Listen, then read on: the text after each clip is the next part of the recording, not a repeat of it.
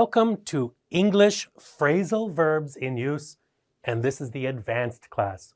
This is our very first lecture, and we're going to talk about learning about phrasal verbs. It's a bit of an introductory course today, introductory lesson in today's course. Our objectives for the day are that learners will understand the definition of phrasal verbs, and learners will understand the grammatical aspect of phrasal verbs. So we'll figure out what phrasal verbs are. Did you hear that? Figure out what phrasal verbs are. I just used a phrasal verb when I described phrasal verbs. Okay, so definition of phrasal verbs, and I'll read this directly here because it's a definition and we need to get the definitions correct, right? So phrasal verbs are verbs that consist of a verb and a particle or a verb and two particles.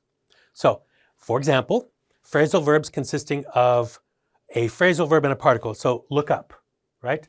Go through. And sometimes I will use to look up or to go through. I'll add that to in front.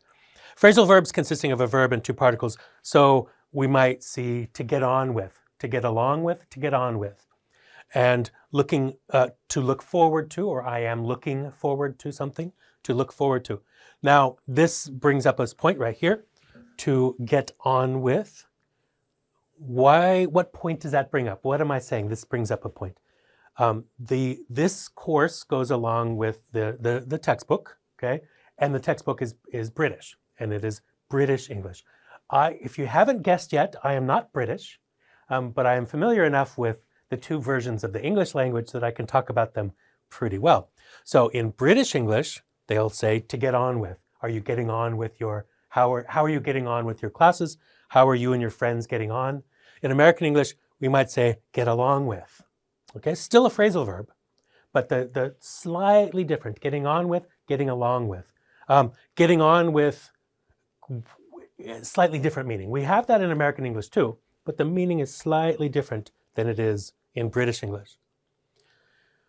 Why are phrasal verbs important? Okay, well, they're part of the language and they're used a lot. So if anything is used a lot, it's important, right? It is the phrasal verbs are so very common that you'll hear them all the time, and you'll hear them in a variety of contexts, a wide variety of contexts, and you'll hear them in song titles and song lyrics. So it's a famous Beatles song.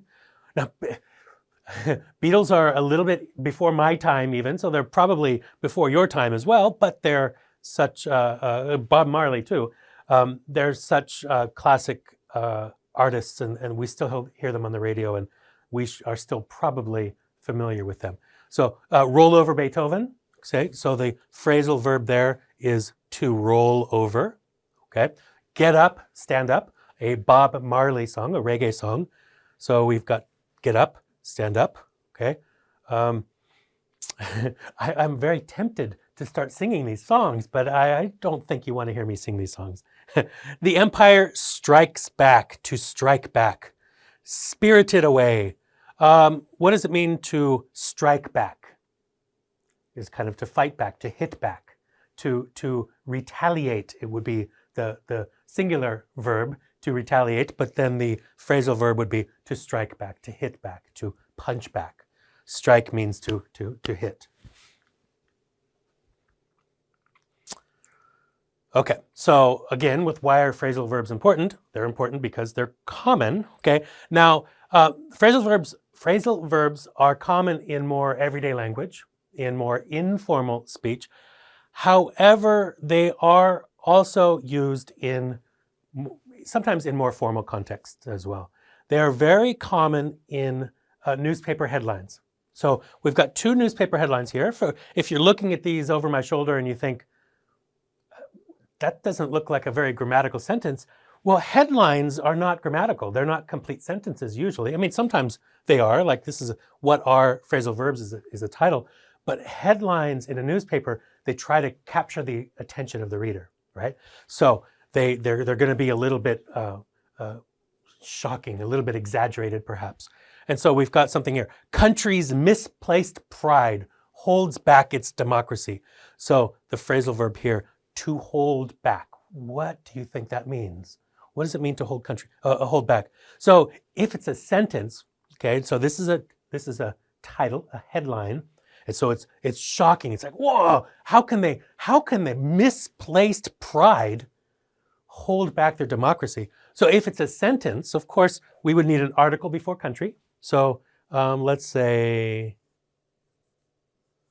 the country, that would be a small c. The country's misplaced pride holds back its democracy. Okay, and a period at the end. So to hold something back means to keep it from progressing, keep it from going forward.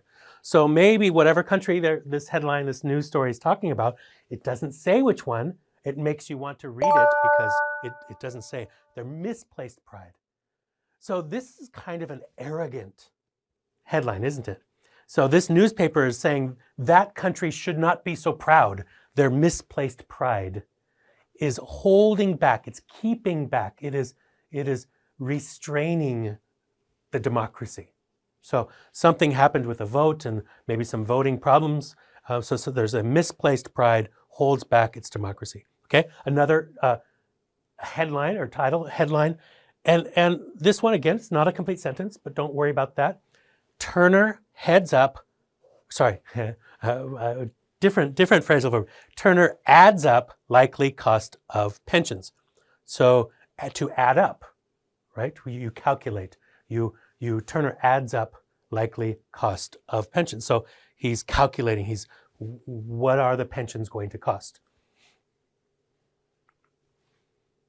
Okay, the meaning of phrasal verbs. Okay, some phrasal verbs have many different meanings. And so this one we're going to look at to pick up. Okay, my P is a little funny looking, but you get the idea. To pick up. So sometimes phrasal verbs, one phrasal verb to pick up can have many different meanings. Okay, but all of those different meanings usually are similar to each other. They're not completely different. There's something in common conceptually about this. So let's look at the first couple here.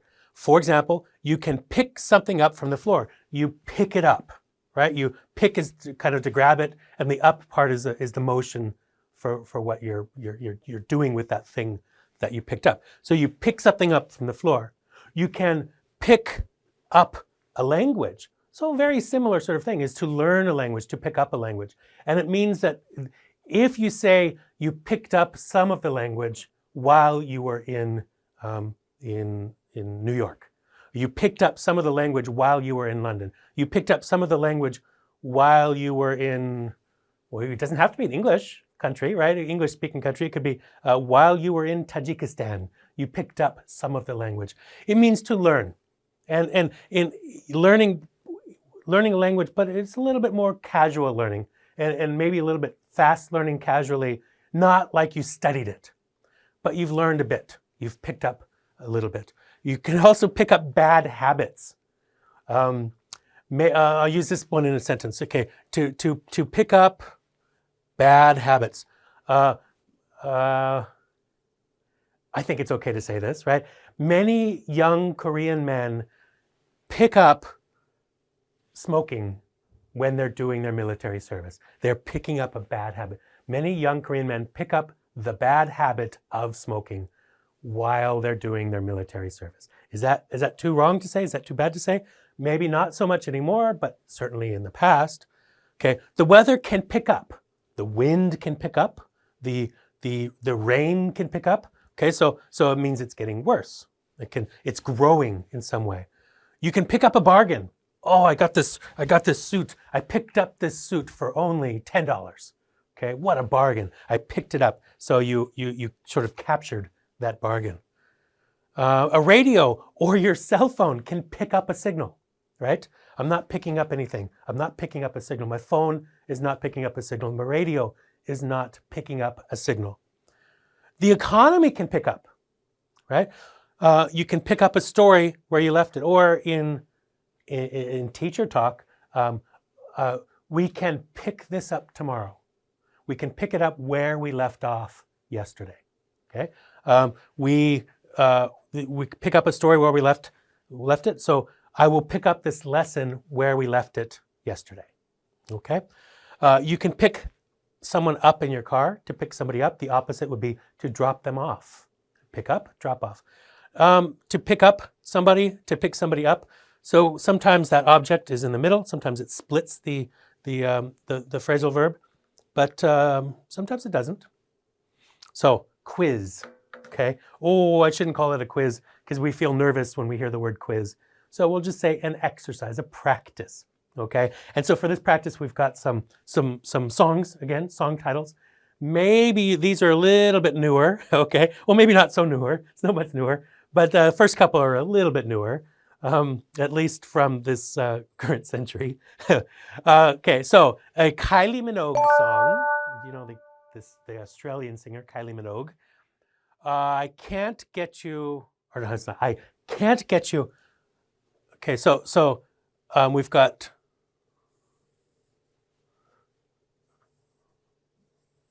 Okay, 3 choices here.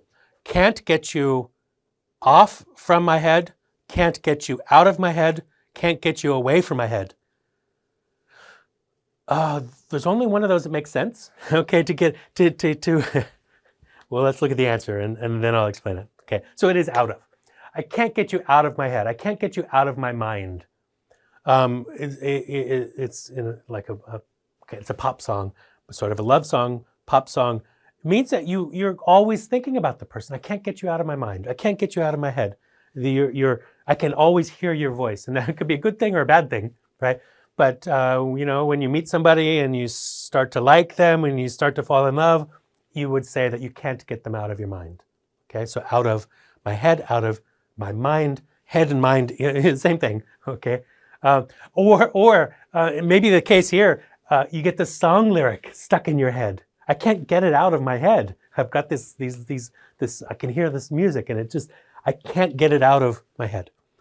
Okay, so we've got the next one, number 2.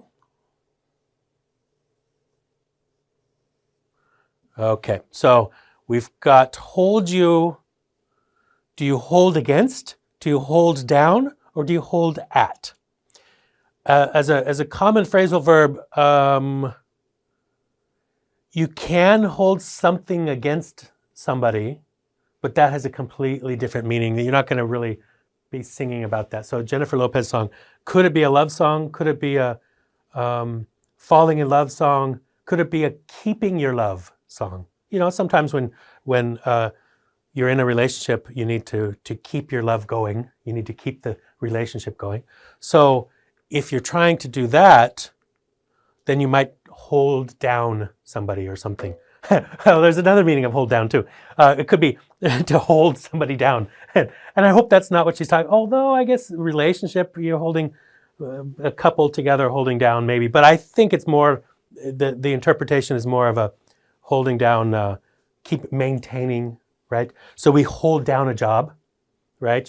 Meaning you keep your job. So often with hold down, we'll say you can't hold down a job, meaning they always lose their job. You can't hold down a relationship, meaning, you know, you meet somebody, you start dating, and then it just disintegrates. It falls apart. So to hold down a job, hold down a relationship, hold down a marriage, right?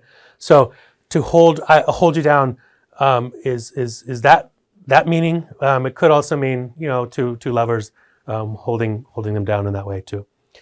Okay, we can, a very famous, almost started to sing it, a very famous Beatles song. We can work it. Do I even need to say, I don't think I need to talk about this one. Is there anybody who doesn't know this song? We can work it out. It's another relationship song. Working it out means to solve your problem. Okay, so in a relationship, we can work it out. We're having a tough time, but we can work it out. Right? It will get better. We could, a math teacher might say, here's the problem, you can work it out. Right? You can solve it together. So to work out means to solve, to work out. Okay? And the last one, a Barbra Streisand song, although I think it was sung by other people too. Okay? But Barbra Streisand song, another old classic song, Send something with the clowns? Do you send from the clowns, send in the clowns, send with the clowns? Well, the phrasal verb is to send in, okay? Make sure, whew, I'm right. Okay, send in. Send in the clowns. Send in the troops. Send in the teacher. Send in the parents. Send in the officer. It means to bring them into a place. Okay, so now we're going to look at phrasal verbs with and without objects. Okay, so on this side we've got them with an object and this side with no object. So some phrasal verbs take an object, transitive, and others do not take an object, intransitive. Okay, so here's some with an object. They're knocking down, what are they knocking down? They're knocking down the hotel. What else can you knock down? You can knock down the building. You can knock down somebody's pride. If you are insulting them, you are knocking down their pride. So knocking down a building, bringing it to the ground. So you need the object. The plumber soon sorted out the shower problem. What did he sort out? The problem, right? The plumber soon sorted out. He solved the problem. She tied her hair back so she could swim faster. So you've got the object there. So why did she hold her or tie her hair back? So she could swim faster. Now, sometimes there's no object, okay? So the path branched off to the river, okay? The noise of the train died away. There's no object there. It just disappeared. It died away. In the winter, the lake froze over, okay? You can't, with these I ask, where did it fall? What did it do? But there's nothing we can, the lake, the water, in the winter, the lake froze over. It's really hard to put an object there. So sometimes there's an object, sometimes there's no object. Sometimes the phrasal verb can have an object or be without an object, okay? So in that case, phrasal verbs with and without objects, in this case, the same phrasal verb is going to be in both situations. So sometimes when we do that, it changes the meaning, and sometimes it keeps the same meaning. So some verbs can be used both with and without an object, but the meaning may or may not change. Polly and Beth were so clever, the teacher moved them up to a higher class. There's the object there. The teacher moved them up where? To the higher class, right? So there's a with the object. Now, in this case, see how the sentences are different. Polly and Beth were so clever that the verb moved up, right, to move up.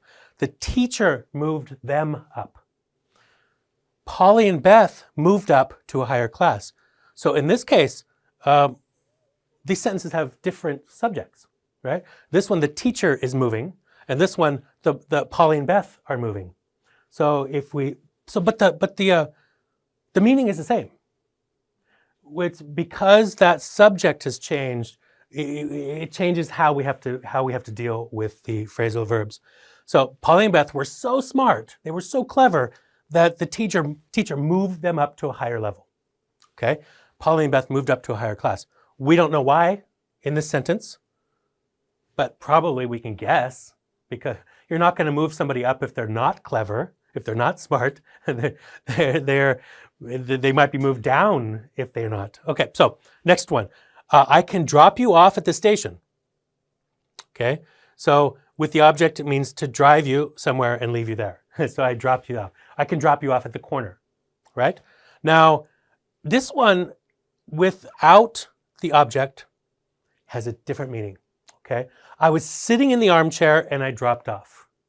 I nodded off. I dozed off. I dropped off, meaning I fell asleep, okay? So the meaning is completely different. To drop off means to fall into sleep, but it also means like you've got somebody in your car. You could tell the taxi driver, drop me off at the corner. Drop me off at the intersection. Drop me off in front of the school, right? So to drop off, in this case, different meaning from I dropped off, okay? The sound quality dropped off. The quality of the, hopefully this phrasal verb class, the quality doesn't drop off at the end. Okay, well, let's hope not. Let's hope that it picks up. It gets better and better with each class and not drops off. So we can have different meanings here depending on if there's an object or no object. Okay, phrasal verbs with and without objects, some more. Okay, some verbs must have two objects, one after the verb and one after the particle. So I always associate that song with our holiday in Jamaica. Go back to the Bob Marley song. Okay, get up, stand up. So to associate something with something, you need the thing in between. So I always associate that color with that university. So one thing with another thing. I always associate that smell with home, right? So you walk in, you're familiar. You have a familiar smell in your parents' home, and you smell it somewhere else, and you associate that smell with your family home. Okay, playing tennis for 3 hours every day. Or sorry, let me read it correctly. Playing tennis for 3 hours every evening after school deprived her of her youth. To deprive somebody of something means you withhold it. You keep it away. So in this case, playing tennis for 3 hours every evening after school deprived her of her youth. What does that mean? To deprive somebody of their youth means that they did not get to enjoy being young. Okay?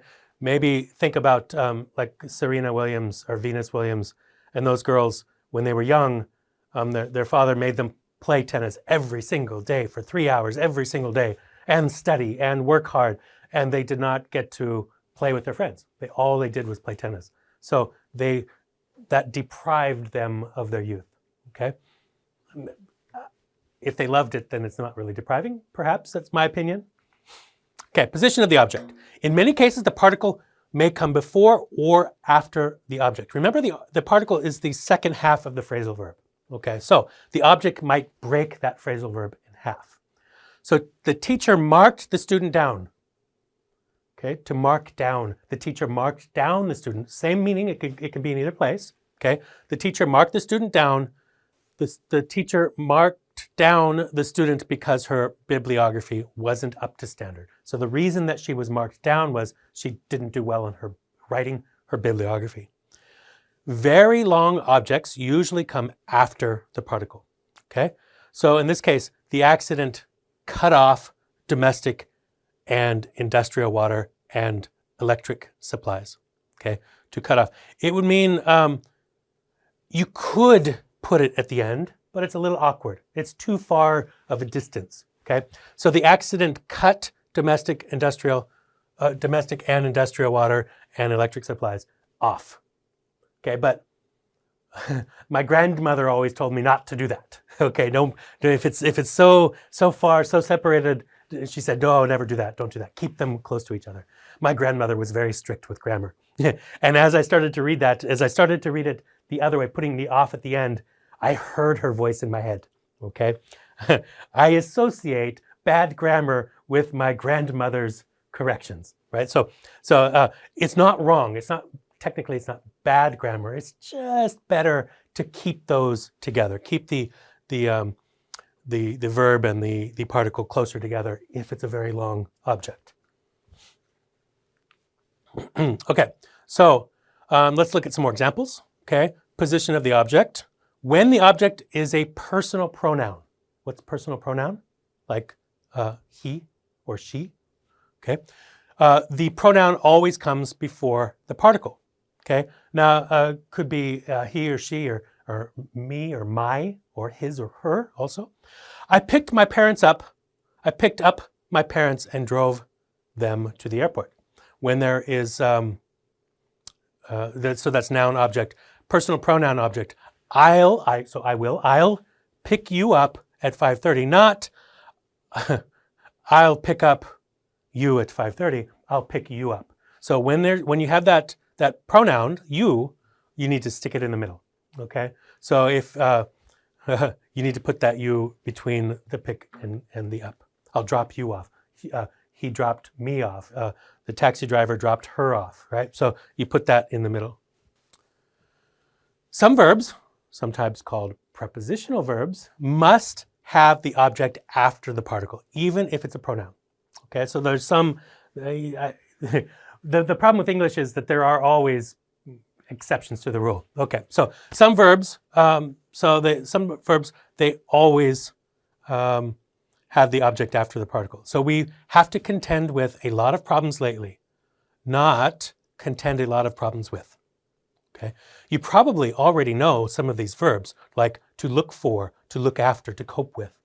Okay, you don't break up these words. Okay, to I looked after my mother. Okay, I looked my mother after. That's really weird. Okay, so some of them you cannot break up. Okay. Some phrasal verbs have three parts. And we said that in the very beginning. There was some of them have three, like to look forward to. Some phrasal verbs have three parts, the verb and two particles. Okay? Then in this case, the object comes last. I will not put up with such bad behavior. Maybe the teacher is saying that. I will not put up with such bad behavior. Okay. Other examples include to look forward to. I look forward to the weekend. I look forward to a delicious breakfast in the morning. Okay. I look down on somebody. To get on with, to get along with, to get on with. Okay. To catch up on. You catch up on your homework. To catch up on the Netflix movies the series that you've been following. To catch up on. To do something you did not have time to do before, so that's what catch up. To face up to accept that a difficult or unpleasant situation exists. Face up to the reality. Face up to the reality of your situation, okay? Quiz, but not a quiz, exercises, practice. Okay, so Maria has got a new job taking care of an old lady. So we're going to use this word here that's in brackets and make it into a phrasal verb that means taking care of. What is a phrasal verb that means to take care of? Looking after, right? Maria has got a new job looking after an old lady. Okay. I was so tired after work that I fell asleep in the train on the way home. What's a phrasal verb that uses drop? I dropped off. I nodded off. I dropped off. Okay. I was given a lower mark because my essay was over the word limit. Something with mark? Do you remember what we had an example of this already? Marked down. I was marked down because my essay was over the word limit. Jason had no right to despise me. He's no better than I am. To look, something that's similar to despise, they look down on. Jason has no right to look down on. Although I'll say something. Despise is a little stronger than look down on. Despise is like really hating. So not exactly the perfect match there, but close enough, right? And I think that's all. I think that should be the end of our class for today. No more phrasal verbs for today. I hope you learned something. I hope you were able to practice a little bit as we went along and look at some of the examples. And I look forward to our next class together. That's all. Take care. See you next time.